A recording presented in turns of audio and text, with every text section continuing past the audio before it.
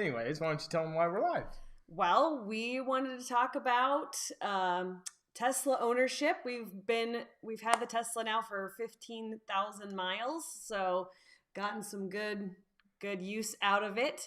And then also talk about towing with an EV because we know everybody has a million questions about that. And we figured it out just a little bit ago, and we're close to what, like 3,500 miles of towing with the Tesla too. So a little over 3,500 towing with the Tesla. So it's been good. We got it with, I think, 13 miles on it in March. And so we put a lot of miles on it. Yes. So we'll tell you about the things that have gone wrong with it, what all's happened, and then talk about towing too. So just kind of some of our most asked questions. We have those that we'll talk about, but then if you guys have any questions, obviously pop them in the chat and we will answer everything that we can. So, but we'll kind of get started with some of the things that are like most frequently asked questions. So the first one is, why did we pick a 7-seater for our Model X? Yeah, so we went back and forth from the 5-seater to the 7-seater. As most of you may know, we have 3 kids, and so a 5-seater would have suited us well, and you actually get a little extra storage in the back. But it boiled down to, more seats. Yeah, more seats is better, and it's really working out, especially when we go with Katie's parents, because they can ride in that vehicle. So. Yeah, it gave us an option because the 5-seater, it's more about the dog. The dog would have room, but we can turn it into a 5-seater when we have the dog with us, and then when we don't have the dog, we can flip the third row up, and then the kids get to spread out, which is good, so they are not murdering each other in the back seat. So that is why we opted for the 7-seater, is it to just give us that flexibility and different choices when we want a different option. So it's been a good choice for us. You still get like the vents in the back and everything. So the dog has his own air, or a child, if his own air, her own air in the back, or a child, if they are sitting back there, they have air. So it just worked really well. Yeah, because I don't believe you get that with the 5-seater. So it actually has a dog vent. Yes. And keep the dog happy. We have had other vehicles, because you can get the six-seater configuration. There's a 6-seater configuration. And captain chairs. Yeah, the captain's chairs, and it's just really not a great setup because somebody is always complaining they have to crawl over somebody else or something. So that one really wasn't ever in our choices because the dog wouldn't have a place for the dog. And can't add seats. Yeah. So, but then another one is, what do we think of the Falcon wing doors? Obnoxious. I mean, you do get more used to it as time goes on. It's not as and it's obnoxious because it draws so much attention. And then everybody thinks it's a Lamborghini, right? That's the other one. They're like, look at the Lamborghini. Like, no, it's not. It's not a Lamborghini. They do draw a lot of attention, but they are functional. Yeah, which is the biggest thing.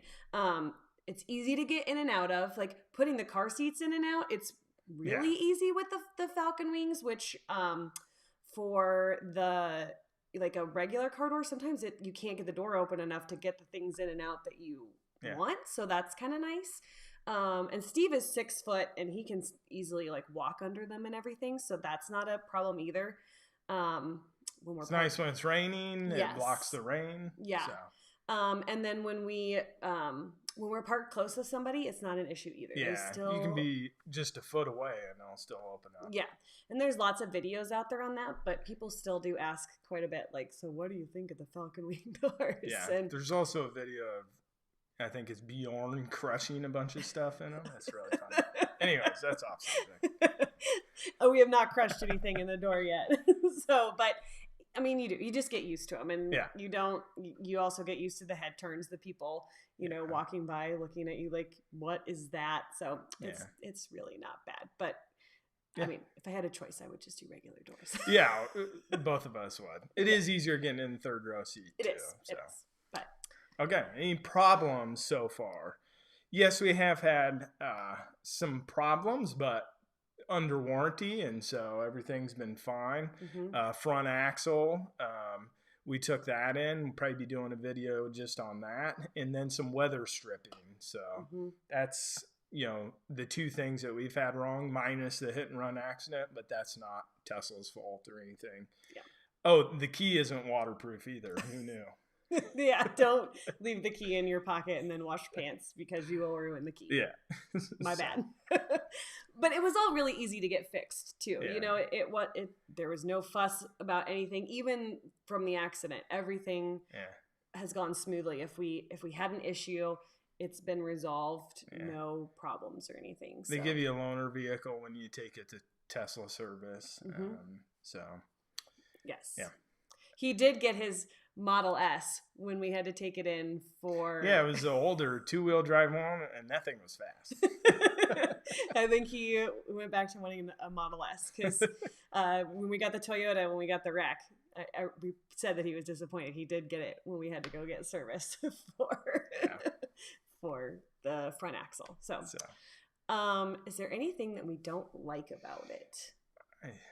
I mean, yeah, I don't know. I definitely don't have any complaints. Like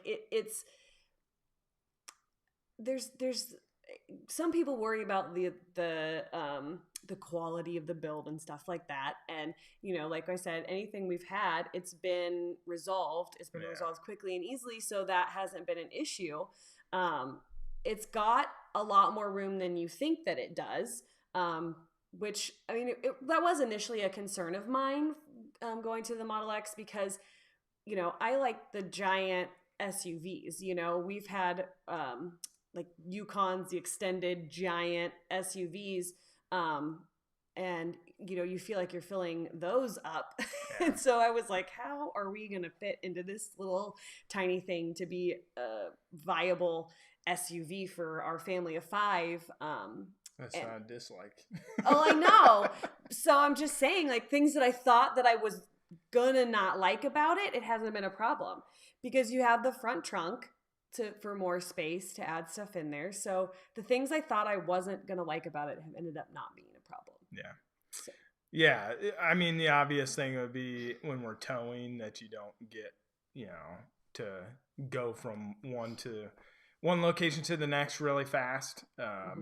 That's somewhat of a dislike, but that would only be if we wanted to go far for a weekend trip or something. So yeah, and we haven't had it through the winter yet. So one of the things might be that in the winter, he's reading a question across me, but in the winter you do have some decreased range. So that's going to be interesting to see how much the cold affects. Yeah, I would like for it to get below freezing, which it is today, but I did not have time to do a range test with our camper in the Tesla. Yeah. But, and then I would like to compare it to another SUV. So would like to do a comparison with that. But I would like to do that with better conditions when you typically would be towing. So yes. So yeah, that definitely. Driving the car in the winter does decrease how far you can go. So that'll be interesting. Yeah. The other dislike, I guess, I mean, really isn't the car. It is an electric vehicle. It's probably the area that we live in, but you can't, without the camper, you can go most places. But with the camper, we're limited to going along supercharger routes.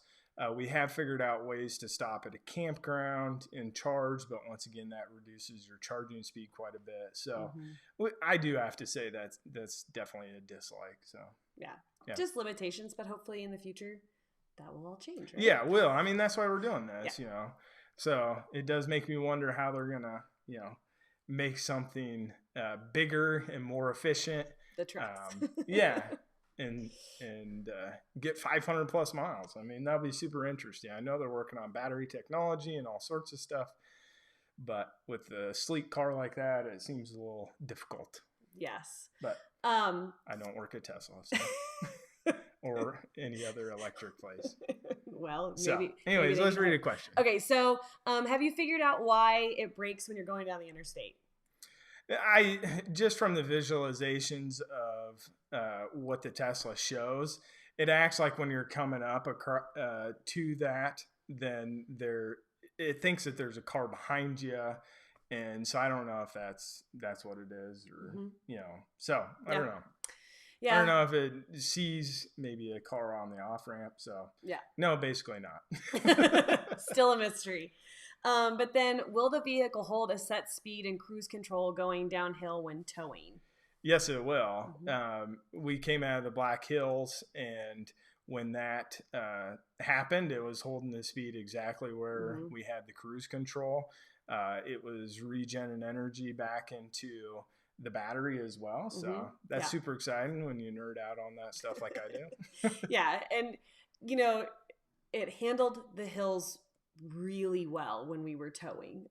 It was impressive. And, maybe part of it is that we're used to a diesel truck. So, when you start going up a hill, you hear the truck working, you hear the change in the motor, and you don't have that in an electric vehicle. So it just feels like it's so smooth and can just handle it so easily when you're going up and down the hills. Yeah. So you just don't hear it. So.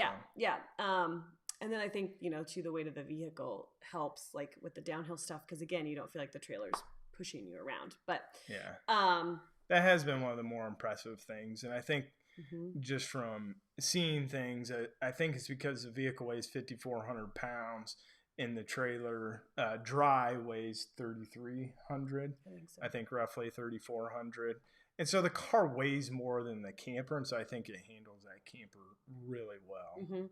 Yeah, it's, I mean, to me, it feels like it handles the trailer behind it better than the trucks that we've had with some of the weight. And bigger trailers, so it's not a good comparison. And a good comparison, but, if we had a little SUV that weighed, a couple thousand pounds, and then we were trying to tow a trailer, then, I think you start to just feel the trailer behind you, and it gets a little sketchy. That's why I think the comparison to another SUV will be interesting. So.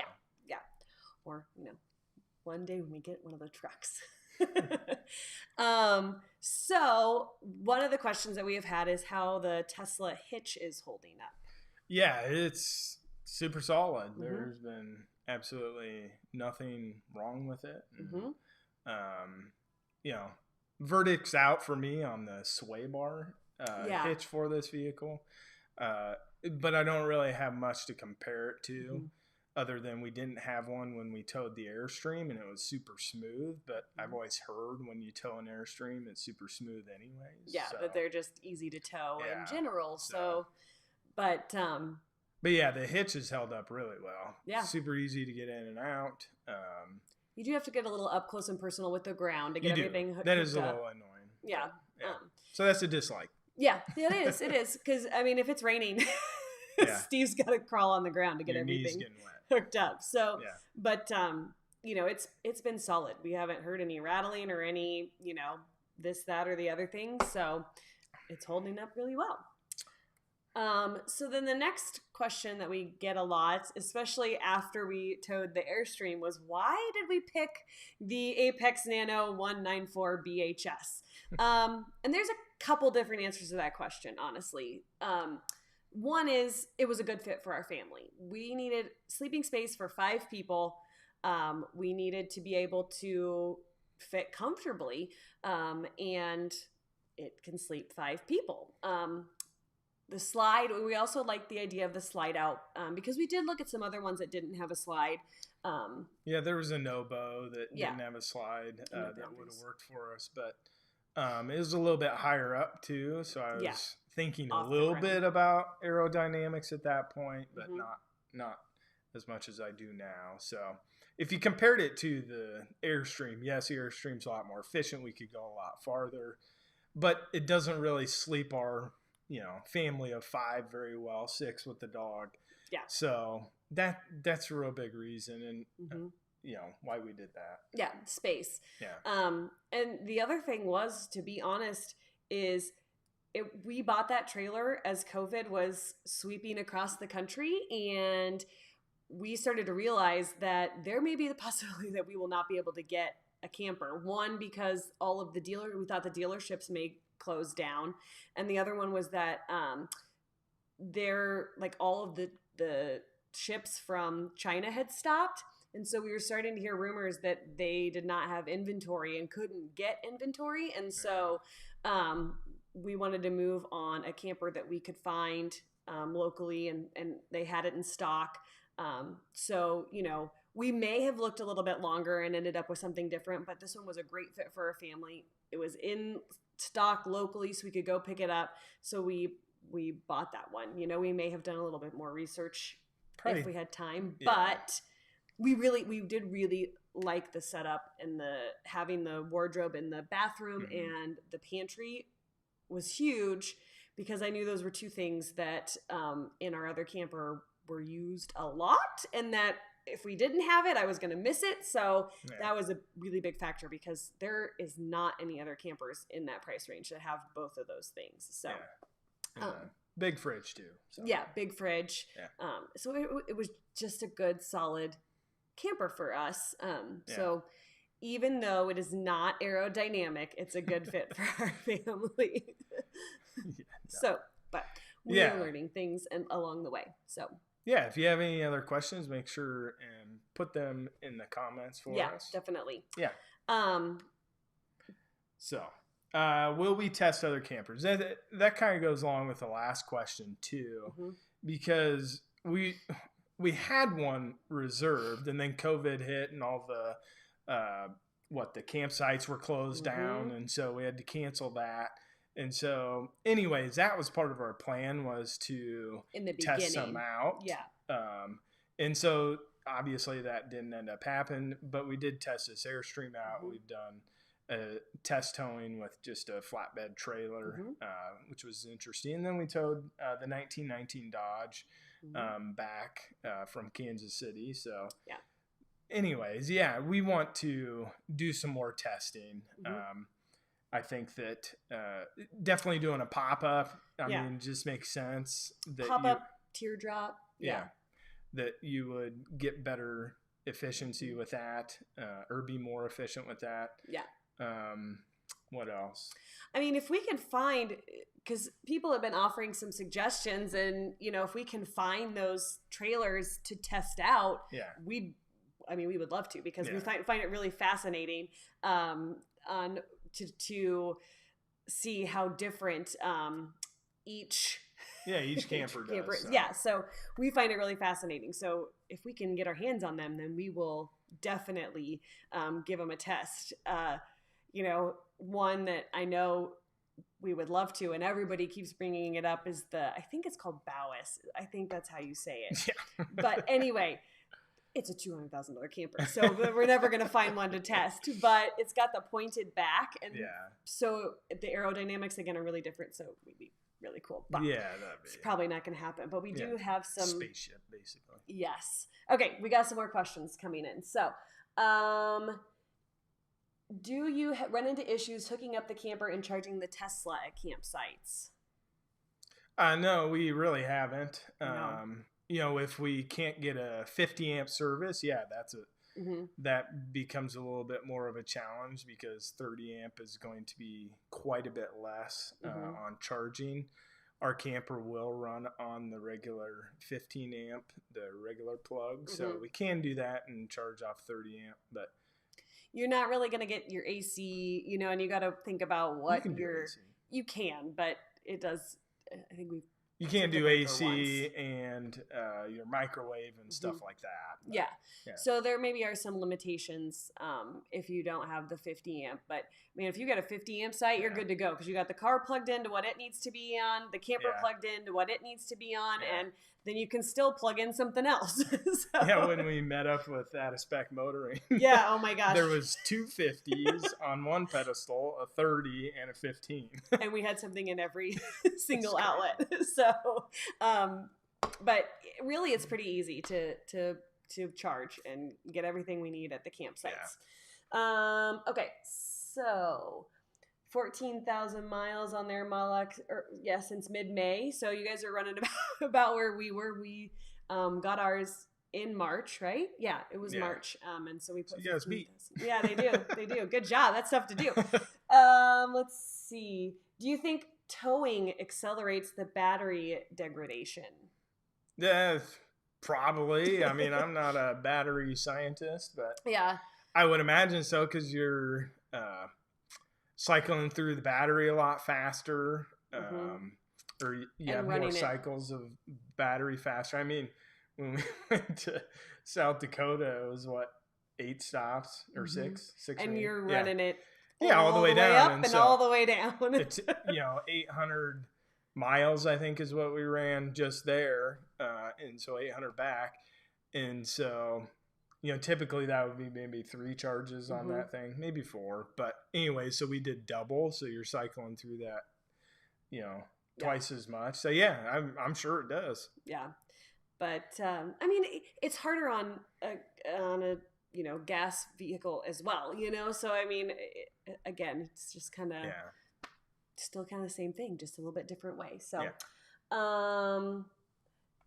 yes, the road trips towing with the Tesla are awesome. Thank you. We like doing them, so it's we just like documenting it and sharing it and convincing everybody that it is possible, because we know there are a lot of other channels out there that like to convince you that it's not possible, and it is. It is.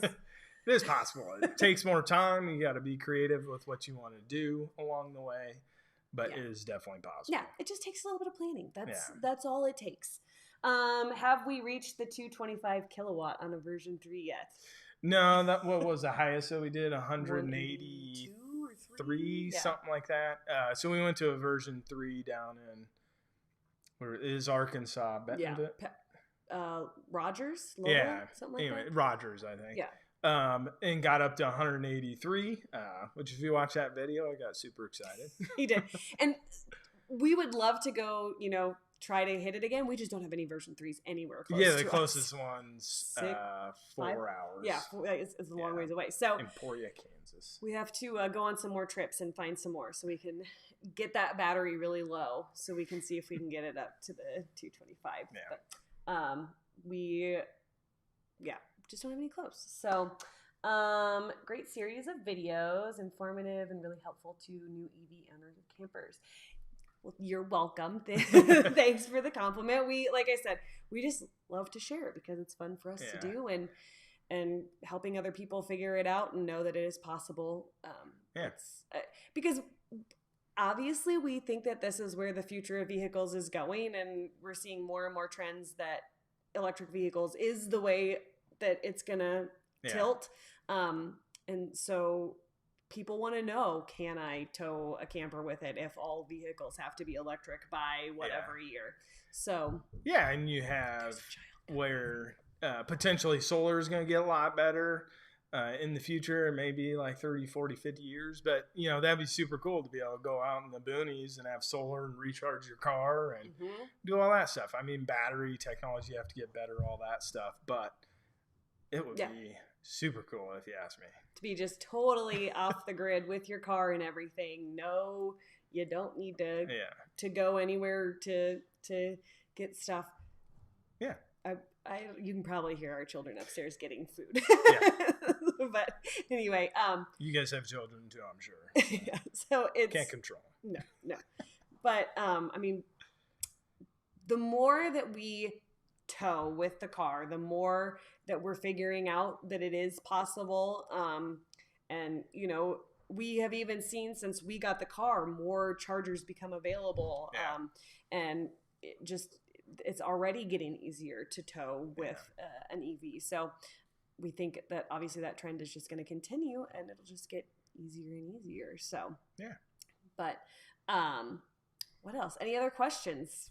we've got, our main ones that we get asked kind of over and over again. Those were the ones that we wrote down, and we wanted to make sure that we got answered for you guys tonight. But if there's any other questions, then we'll kind of hang out and see if anybody else has any other questions. But what else? Is there anything else we can think of for... Yeah, if you guys would like us to do any sort of videos on anything, some of the things we got coming up will be what I was talking about with seeing what the range decreases when it's below zero with towing, compare it to another SUV. We'll probably do some stuff more on charging, what we utilize when we go to campsites, what apps we utilize when traveling, things like that. Planning how we plan our routes, basically. Because it's definitely planning that gets us there. Yes, lots of planning and making sure and it is nerve-wracking the first few times. So to have those tools and know if you're going to make it or not, it's really helpful, especially for me. He doesn't get range anxiety. I'm the person that's sitting there like, it says we're not going to make it. And he's like, we're fine. He doesn't care. He even does it when we're not towing. And, he gets it to where it's right at that, we have one less mile than what we need to go. So, tell us if you want us to do anything. So we love doing it. It's a lot of fun to us, and our first love was camping, and so just implementing this electric vehicle into it is a lot of fun. So so Greg says that he enjoys the videos, and it inspired him and his wife to check out camping with their Model X. Nice. Yes. They're thinking about something small like a casita. And I'm sure that's super efficient. Yes, that one is another one. If you get one, you should let us know how it goes. Yeah, because it's shaped a lot like an Airstream. Yeah, an Airstream. And do we recommend renting a trailer to test it? Oh, yeah. If you can, yeah. Yeah, for sure. That would be the ideal way to actually pick out a camper. One, does the camper make sense for you and your family, like staying in it? And you got to think about all that stuff. Like, how long are you going to stay? Are you going to stay in 2 days? Are you going to stay in it for a week or 2 weeks? Or are you going to live in the thing? So you really got to think about that when you're choosing a camper, and going and renting one would be perfect for that. And then especially if you're towing with an electric vehicle, that's actually going to give you a good idea how far you can go. Yeah. How much range does it take away from your particular vehicle with that camper? Yeah. And if we could have had, rented some in the beginning before we bought, we definitely would have. But like Steve said earlier, like COVID hit and everything was closed, and we just didn't have the opportunity to do that. But it really is nice to get into the camper, see if you like it, see if it's a good fit. Because sometimes the things that you think you're going to love about it, you don't end up liking. Like having an outdoor kitchen, how does that matter to you? That kind of a thing. So, on our current one, the outdoor kitchen was, we need to figure out a different cooktop for it, because it's pretty much a beer fridge right now. Yeah, well, that's pretty much what the outdoor kitchen is. Yeah. Some extra storage. Yeah. Which, is nice and it's good, but if you can get your hands on one to rent it, especially that same model, definitely. Yeah, it helps out a lot. Definitely do that. Yeah. What else? Is there anything else we need to talk about for owning it, for driving it 15,000 miles? No, I don't think so. Yeah. It's been a good vehicle for us. We've enjoyed it. We enjoy towing with it and going camping with our family even more. It's been fun road tripping without the camper too. If you want to see more of those videos, we'll definitely do some of those. Because we will go on other trips without our camper. Let us know. Snowing already. Maybe we'll just take off and head for the coast at some point this winter, because South Padre. It's going to be a long winter if it's snowing already. Yes. But I think we'll go ahead and call it a night. But if you guys have any other questions, if you watch the replay of this or whatnot, just leave it in the comments. We try to respond to every single comment we get, so you should get a response from us. But yeah, thanks for joining us tonight for a live stream. It's always a little nerve-wracking when you think about it and then you jump on and it's fun. And we like connecting with you guys and helping other people out. Canada. Hello, Canada. Hello, Canada. Oh, that's fun. Even different countries. Maybe snow in there already. Right? It's probably cold up there. It's probably warmer up there. Well, probably what's doing. But, do we still have the grand design? Yes, we do. We do, and we'll be doing a video on that because we rent that out. And so that's been really good for us. We utilize Outdoorsy for that camper. Obviously, we don't tow that with the Tesla. But Steve is not convinced we will be able to tow it with the Cybertruck or the RVing or anything like that. Yeah. I am keeping my fingers crossed. That is why we have kept it, because I absolutely love that camper. It is just... It's a perfect camper. There's no better camper out there for our family. So, I am not letting it go because I hope that we will be able to tow it. Maybe the Tesla semi will be able to tow it. I have high hopes Anyways. for the Cybertruck. I think we rent that out. Yeah. So it's been actually really good for us. Give me something else to do. Yeah, and like Steve said, we're going to do a video on it, talk about, like what we got out of it this summer as far as monetize, like money-wise. Yeah. How much we made on it. Just the effort it takes to do it. Yeah, the effort. A little preview. It definitely paid for itself, at least the payment on it. So yeah, so it's been good. Yeah, and you can rent tow vehicles on there too. So maybe somebody will want to do their Tesla with a camper. Get calls of people being stranded. It said I could go 300 miles. Yeah.